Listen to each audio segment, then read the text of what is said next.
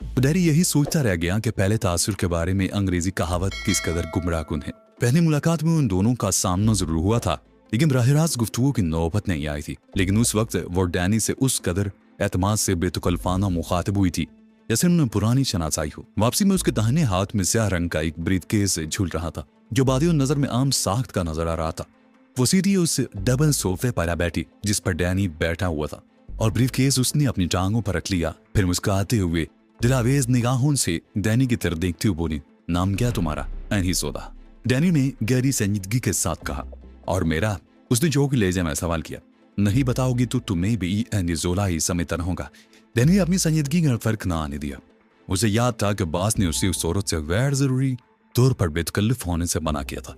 उसका ख्याल था कि पहली मुलाकात में हल्का फुल्का तासुर छोड़ने वाली वो औरत खासी खतरनाक साबित हो सकती थी। जो डैनी का जवाब सुनकर फरादरी से किलकिलाकर हंस रही थी। ये कैसे हो सकता है कि हम दोनों ही बैक वक्त एनिज़ोला हों?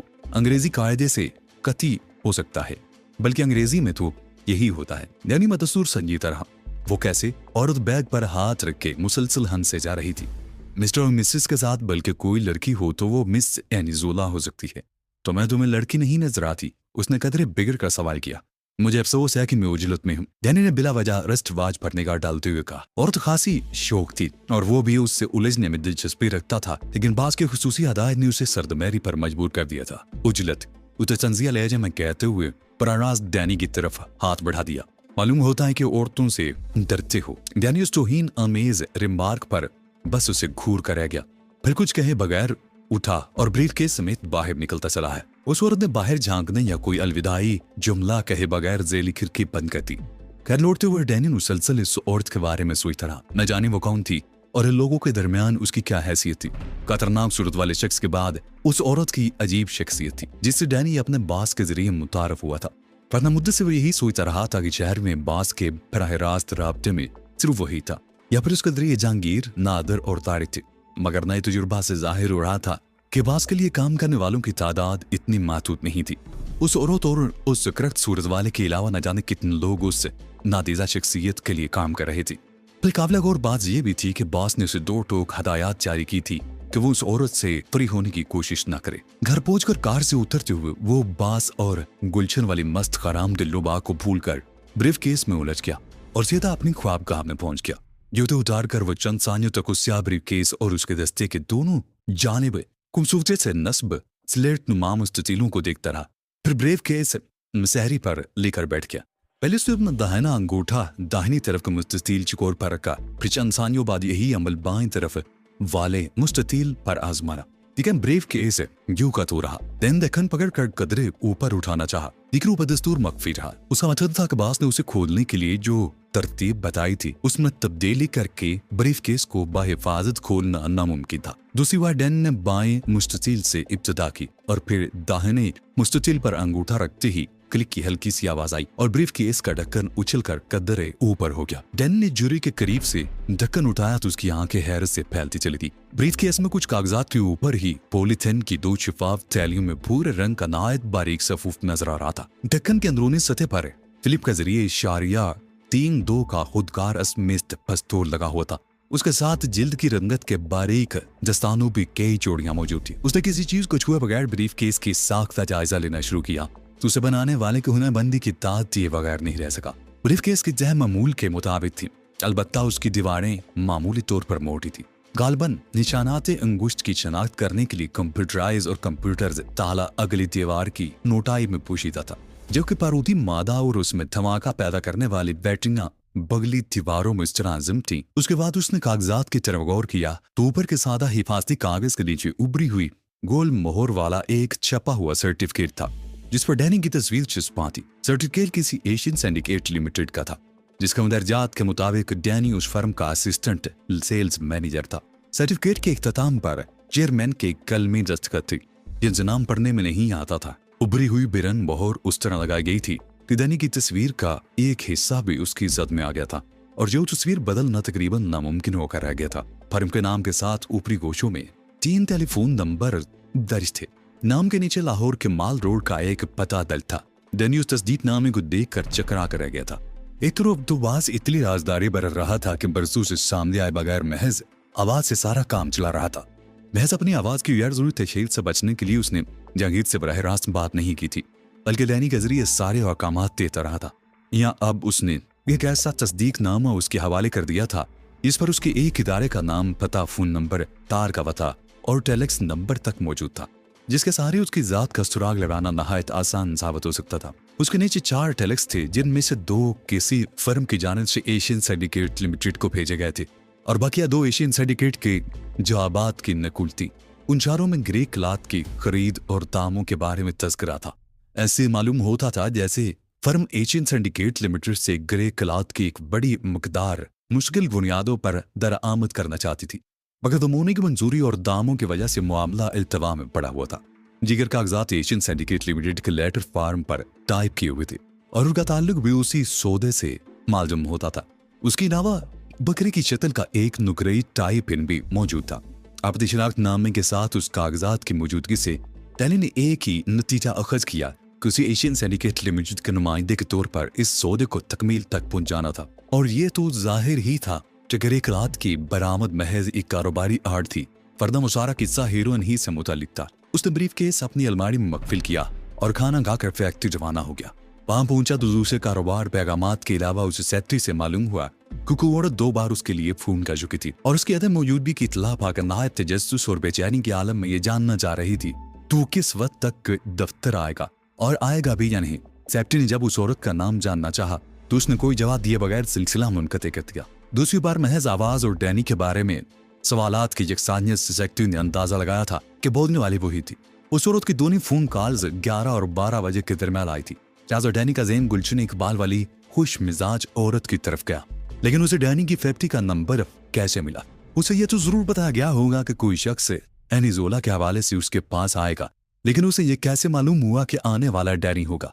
वह तंजीम से वाबस्ता थी तो मुकर्रर तरीके से हटकर राब्ता कायम करने की कोशिश का क्या मतलब था? फिर जब डैनी उससे मिला तो उसने इशारतन भी ऐसी कोई बात नहीं कही जिससे यह जाहिर होता कि उसने डैनी के लिए उसके दफ्तर फोन किया था। ये सब ऐसी पेचीदा सवाल थे कि वो उलझन में पड़ गया। मैं जाने ग्रोह में उसका क्या मकाम था और वो डैनी में क्यों इतनी दिलचस्पी ले रही थी। घर पर भी उसने डैनी को अपने दाम में पंसाने में कोई कसर नहीं छोड़ी थी। अगर डैनी को बाज की खसूसी हदायत याद न होती तो शायद वो खुद भी उसके थकावट का शिकार होकर बहक जाता। दूसरे कामों में मसरूफ होने से पहले मामूल के मुताबिक वो डाक के मुतालबे में मसरूफ था। वो जापान से आया हुआ प्लास्टिक, मॉडलिंग और एक्सट्राविजन मशीनों के बारे में लिटरेचर देखने में मसरूफ था कि फोन की घंटी की मध्यम आवाज ने उसे चौंका दिया। उसने रिसीवर उठाया तो ऑपरेटर की आवाज सुनाई थी। सर, कोई खातून आपसे बात करना चाहती है। पहले भी आपकी गैर मौजूदगी में 2 बार ट्राई कर चुकी है। डैनी का दिल तेजी से धड़कने लगा। यकीनन उसी औरत ने दोबारा ऑपरेटर के तवस्सुत से सेक्रेटरी से बात की होगी। उसने सोचा और फिर ऑपरेटर से कहा, लाइन दे दो। हेलो तनवीर साहब। हल्की सी क्लिक के बाद रिसीवर में एक निस्वानी आवाज उभरी तो डैनी की पेशानी पर तहयर अमेज शिकने नमदार होगी, क्योंकि वो तरन्नम और रसीली आवाज उसके लिए ले रही थी। बिलमुशाफा और फोन पर दोनों ही तरह वो उस आवाज के जहर से आशना हो चुका था। ये बोल रहा हूँ तो उसने माउथ पीस में संजीदा और वावकार लहजा में कहा, मैं एक उलझन में पड़ गई हूँ। झिझकती हुई आवाज सुनाई दी। पता नहीं मैं गैर इरादी तौर पर झूठ क्यों बोल बैठी। आप खासी परेशान मालूम होती है मिस गजाला। वह हंसते गोरा, फुर्सत हो तो चलिए आइए, किसी गोशाए आफियत में बैठकर सुकून से बातें कर लेंगे। बड़ी अजीब बात हुई है तनवीर साहब। वो उसकी बात सुनी अनसुनी करके बोली। सालाना फंक्शन हमेशा से होता आया है, लेकिन इस बार फंक्शन के 2 रोज बाद प्रोग्राम में मदऊ किए जाने वालों की फहरिस्त बनाई जा रही है और ये भी पूछा जा रहा है कि किस किस के मेहमानों ने प्रोग्राम में शिरकत की थी। क्यों? डैनी तहय्युरों में लहजे में सवाल किया। ये सब कौन पूछ रहा है या कौन कर रहा है? ये सारे को आए फंक्शन की इस्तकबालिया कमेटी का सेक्रेटरी पूछ रहा है। मुझे 20 कार्ड दिए गए थे। मैं नादान स्त्री में आपका तज़किरा गोल करके और उसे एक कार्ड जाया होने का बहाना कर दिया। डैनी वो खबर सुनकर तशवीश में मुब्तला हो गया था, मगर बज़ाहिर अनजान मनते हुए बोला, ओह तो इस झूठ की उलझन है। मगर झूठ की जरूरत क्या थी तुम्हें? आप न जाने मेरे बारे में क्या सोचेंगे। वलाला की आवाज की पता मिल थी। उस रोज आपने अपने रवैये में अचानक तब्दीली के बारे में मुझे और आपता को भी बताया था, मगर यह बात मेरे जहन से चिपकी रही कि शायद मेहमान खुसूसी की तकरीर शुरू होते ही आप परेशान हो गए थे। लिहाजा मेरे मुंह से गैर इरादी तौर पर एक झूठ निकल गया, जिसे निभाने के लिए मुझे एक कार्ड ना होने का उज़र तराशना पड़ा। दिल्ली के कान खड़े हो गए। उसने अपनी दानिश में दोनों लड़कियों को मौका पर ही मुतमिन कर दिया था। जिक्र गजाला चालाक मालूम होती थी। उसने डैनी का बहाना सुन तो जरूर लिया था। उस वजह मामले की तह तक पहुंच गया था। अब वो मजीद बात करके गजाला के शूबे को तकवीयत नहीं देना चाहता था, मगर साथ ही बात जानने के लिए भी बेचैन था कि आखिर इस्तकबालिया कमेटी का सेक्रेटरी ये सब कुछ जानना क्यों चाहता था। चलो मैं भी इसे निभा लूंगा, वो हंसते हुए बेपरवाही से बोला। पता नहीं तुम्हें क्या वहम था, वरना मेरी दानिश में सच बोलने में कोई हर्ज नहीं। ओ, असल बात तो अभी सुनी ही आपने। गजाला की आवाज से दबा दबा जोश नुमाया था। सेफ्टी ने किसी को भी छानबीन के बारे में कुछ नहीं बताया, पर यही कहता फिर रहा है कि होटल नोश समेत जुमला इंतजामी अखराजात की फीकस शरह निकालना चाह रहा है, ताकि दूसरे मौके पर अखराजात का सही अंदाजा रहे। आप तक एक क्लास में पढ़ता है, उनमें खासी दोस्ती है। मुझे पता चला है कि सैती सारी तफसीलात सिकंदर अली के मां पर इकट्ठी करता फिर रहा है। डैनी का दिल उछल कर हल्क में आ गया। तो क्या बास को उसकी मौजूदगी का एहसास हो गया था? वो मुश्किल अपने लहजे में लातुअल्लुकाना बेपरवाही कायम रख सका। सिकंदर अली कौन है, भूल गए? मैं ज़रा तेजी से बोली। वही तो मुज़ाकरे में मेहमान खुसूसी था। उसी ने सेफ्टी से बैरूनी मेहमानों की फहरिस्त मांगी है जो शाम मुज़ाकरे में मौजूद थे। आप बताइए कि मेरी उलझन बजा है या नहीं? उसका लहजा दाद तलब था और वो सच बोल रही थी, तो उसने फहरिस्त से डैनी का नाम हज़फ करके उसे एक बहुत बड़ी दुश्वारी से बचा लिया था। तुम्हारी उलझन तो खैर बजा है, इस बार दिल्ली को संजीदा हो जाना पड़ा। लेकिन सिकंदर अली के दिमाग में कौन सा कीड़ा कुलबुलाया है जो उसने मेहमानों की फहरिस्त मांगी है? और फिर तुम्हारा सेफ्टी भी काट का उल्लू है क्या आंखें बंद करके उसके हुक्म पर चल पड़ा? सिकंदर अली उस रोज ऐलान किए बगैर कमेटी को 10,000 रुपए अतिया दिया है ताकि वो ज्यादा बड़े पैमाने पर ऐसे ही एक और बड़े फंक्शन का इनेकाद करे जिसमें समाजी कारकुनों के अलावा एक्साइज और दूसरे आला सरकारी हुकाम को भी बुलाया जाए। वजाला कहने लगी, लिहाजा उससे ताउन तो हमारे कॉलेज के हर तालिब इल्म की इखलाकी जिम्मेदारी है। फिर उसने फहरिस्त की तलबी का बहुत मजबूत बहाना भी पेश किया है। फंक्शन के अगले दिन यानी कल उसे एक गुमनाम धमकी अमेज खत मिला है जिसमें उसे इंसदाद मंशियात की मुहिम जारी रखने पर बदतरीन नताइज का सामना करने की धमकी दी गई है। खत कॉलेज में की जाने वाली तकरीर के हवाले से है। सिकंदर अली का ख्याल है कि मेहमानों में कोई ऐसी कारी भीड़ भी थी जो शराफत और कस्बे हलाल के पाकीज़ा लिबादे की आड़ में मंशियात फरोशी में भी मुलव्वस है। वो सरगर्म और फाल आदमी है। उसका ख्याल है कि मेहमानों की फहरिस्त देखकर शायद वो खत भेजने वालों को पहचान लेगा। डैनी का दिल डूबने लगा। मामला किसी हद तक उसकी समझ में आ गया था। उसका वाद यकीनी तौर पर सिकंदर अली ही था। शायद घर जाकर उसने फंक्शन के आखिरी सरवर पर डैनी की फर्म का नाम तहनीती पैगाम के साथ देखा होगा और फिर सुलझन गिरफ्तार हो गया होगा कि कहीं डैनी भी उस मुज़ाकरे के मेहमानों में शामिल न रहा हो और यूं उसकी आवाज सुनकर अपने सरबराह की पुरस्कार शख्सियत के राज से वाकिफ हो गया हो। उसके पास अपने खदशे की तस्दीक या तरदीद के लिए इससे बेहतर कोई तरीका नहीं था जो उसने इख्तियार किया था। किसी एक फर्द के बारे में छानबीन के बजाय उसने सारे ही शुराका के नाम मांग लिए थे और गजाला ने महज छठी हिस्स के सहारे डैनी का नाम छुपा लिया था। वरना अपनी शख्सियत का राज फाश हो जाने के खौफ से सिकंदर अली डैनी को मौत के घाट उतारने का फैसला भी कर सकता था, क्योंकि मुआशरे में अपनी इंसान दोस्ती, समाजी खिदमात, शाहजाना माली आनत और खुदा तरसी की हर दिल अजीज खूबियां उसने मंशियात फरोशी से कमाए हुए काले धन के सहारे ही बरकरार रखी हुई थी। और उस जैसा मोहतात आदमी कभी ये खतरा मोद न लेता कि कोई उसके चेहरे से इज्जत, शराफत, अमानत, दयानत, सखावत और शजात का दवीज गिलाफ नोच कर उसमें छुपे हुए मंशियात फरोश को मुआशरे और कानून के सामने बेनकाब कर सके। वो दिल की गहराइयों से गजाला का एहसानमंद था, लेकिन उस लड़की से अपनी एहसानमंदी का इतराफ नहीं कर सकता था। लिहाजा मोतदिल लहजे में बोला, मैं फिर यही कहूंगा कि तुमने झूठ बोलकर खुद को बिलावजह ज़हनी असाब में मुब्तला की है। यह महज एक इत्तेफाक था कि मैं मेहमान खसूसी की आवाज सुनकर महवियत से चौंका था और फिर दिल दिल में अपने कारोबारी खसारे का मलाल करता रह गया। अगर तुम्हारी परेशानियों का ख्याल न होता तो मैं अब भी तुम्हें यही मशवरा देता कि इस्तकबालिया कमेटी के सेक्रेटरी से रजू करके अपने बयान की तुसी कर लो। ऐसे पेचीदा मामलात में झूठ आखिरकार तकलीफ दे साबित होता है। मेरी परेशानी? गजाला की आवाज तहय्युर हमेज थी। तुसी कराने में क्या परेशानी लाहक हो सकती है मुझे? मामला खतरनाक धमकियों का है। डैनी ने कहा, तेरिस दुस्त करा के तुम ख्वाह निगाहों में आ जाओगी और फिर सिकंदर अली ने अगर खौफजदा होकर मामला पुलिस के सुपुर्द कर लिया तो सबसे पहले तुम पर अपनी तवज्जो मरकूज करेगी और तुम महज उस बिना पर मशकूक समझ ली जाओगे कि पहली बार तुमने झूठ बोलकर दानिस्ता एक नाम छुपाने की कोशिश की थी। ओह मेरे खुदा! रिसीवर पर गजाला के गहरे सांस लेने की आवाज सुनाई थी। उस हद तक तो मैंने सोचा ही नहीं था। खैर मैं जो कुछ बता चुकी हूँ उसमें तरमीम नहीं करोगी और आप भी भूल जाइए कि इस फंक्शन में आप आए थे। किस फंक्शन की बात कर रही हो? डैनी ने संजीदगी से पूछा। अरे वही हमारे कॉलेज का बोर मुज़ाकरा। कब की बात है ये? डैनी बदस्तूर संजीदा रहा और यकबारगी उसके कानों में जल तरंग बज उठी। गजाला खिलखिलाकर हंस पड़ी थी।